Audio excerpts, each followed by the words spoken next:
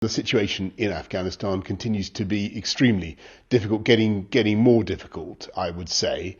And our priority is to make sure that we deliver on our obligations to UK nationals in Afghanistan, to all those who have helped the British effort in Afghanistan over 20 years, and to get them out as fast as we can. We've been very clear with the Taliban that any effort on their part to interrupt our operations, to attack our forces, to attack our personnel, would be met with a very strong, decisive response. And that's exactly why the President sent 5,000 forces in to assure that we can proceed in a safe and orderly manner. And so far, that's what's happened. And we are heartbroken at the situation the Afghan people find themselves in today.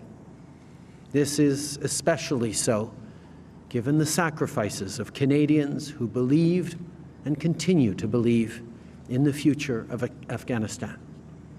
We will continue to work with allies and the international community to ensure that those efforts were not in vain. As an international community, I'm sure there will be some conversation around how the new regime is treated. But right now, I think everyone's focus is on the security situation on the ground and our responsibility to both our citizens who may be there, but also those who may have been connected to our work there. Freedom's always worth it, fighting for it, whatever the outcome. But importantly, the reason we went there was to track down Osama bin Laden and to ensure that we denied Al-Qaeda a base of operations out of Afghanistan.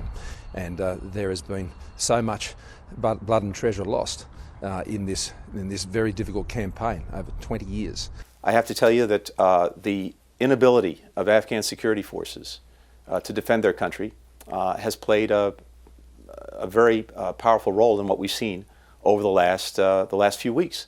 The fact is, we invested, the international community invested over 20 years, billions of dollars in these forces, 300,000 of them, with an air force, something the Taliban didn't have, with the most modern, sophisticated equipment.